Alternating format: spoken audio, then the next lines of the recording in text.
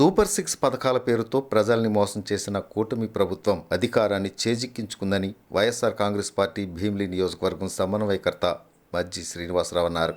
విశాఖ జిల్లా పద్మనాభం మండలం మద్ది గ్రామంలో ఏర్పాటు చేసిన బాబు షూరిటీ మోసం గ్యారంటీ కార్యక్రమంలో ఆయన పాల్గొని మాట్లాడారు.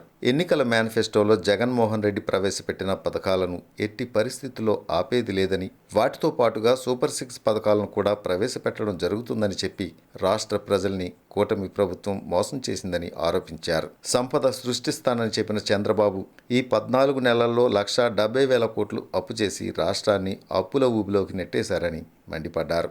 ఈ మోసపూరిత హామీలతోనే తాము భీమిలి నియోజకవర్గంలో అత్యంత దారుణంగా ఓటమి చెందామని ఆవేదన వ్యక్తం చేశారు. నాయకులు, కార్యకర్తలు సైనికుల్లా పనిచేసి పార్టీని బలోపేతం చేయాలని ఈ సందర్భంగా పిలుపునిచ్చారు.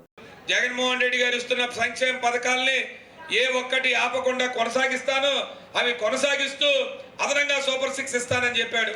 దాంతో ప్రజలందరూ కూడా ఆలోచనలో పడ్డారు.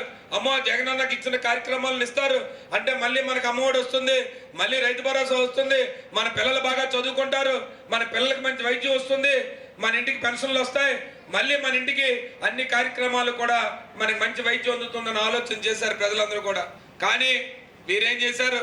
లేనివి ఉన్నట్టుగా చెప్పి, చేయలేనివి చేసినట్టుగా చెప్పి, అలాగని ఇవాళ ఈ రాష్ట్రంలో సుమారు 1,70,000 కోట్ల రూపాయలు అప్పును తీసుకొచ్చారు ఈ 14 నెలల కాలంగా. ఈ 14 నెలల కాలంగా మీరేం చెప్పారు? నేను సంపద సృష్టించి ఇవన్నీ చేస్తానని చెప్పారు.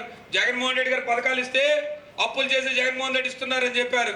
మీరు ఎలాగిస్తారని చెప్పడితే నేను సంపద సృష్టిస్తానని చెప్పారు. ఇవాళ మీరు సంపద సృష్టించకపోగా 1,70,000 కోట్ల రూపాయలు అప్పు చేసి కేవలం ఒక సంక్షేమ పథకాన్ని కూడా పూర్తిగా ప్రజలకు అందజేయకుండా ఉన్నందుకే ఈరోజు మీరేదైతే హామీలు ఇచ్చారో ఎన్నికల్లో ఓడిపోయావు 2024లో. ముఖ్యంగా భీమిలి నియోజకవర్గంలో అత్యంత దారుణంగా ఓటమి చెందాం.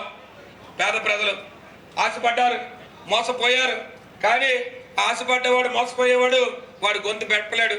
వాడు గొంతు ఇప్పితే ఏమవుతుందో నాకనే భయం. ఇవాళ పేదవాడు గొంతుగా, ఆ ప్రజల సంక్షేమదారులు గొంతుగా, వైఎస్ఆర్ పార్టీ గొంతుకై మనం ఈ ప్రభుత్వాన్ని నిలదీద్దాం. ఎందుకంటే ఇంక ప్రభుత్వం ఇంకా 3.5 సంవత్సరాలు ఉంది, ఎన్నికలకు రావాల్సింది. ఇంకా సదూరమైన ప్రాంతాలు ఎన్నికలు ఉన్నాయి. మధ్యలో వాళ్ళు ఎలక్షన్లు పెడితే స్థానిక ఎన్నికలు వస్తాయి, లేకపోతే ఎన్నికలు రావు. ఒకవేళ వస్తే స్థానిక ఎన్నికలు వస్తే ఏ రకంగా వాళ్ళ రకంగా స్థానిక సంస్థలు ఎదుర్కోవాలో ఖచ్చితంగా ఆ టైంలో తప్పకుండా ఎదుర్కొంటాం. ఎందుకంటే ఆ రోజుల్లో మన బలం ఏంటో ఈ పద్మనాభ మండలంలో వైఎస్ఆర్సీపీ బలం ఏంటో చూపిస్తాం.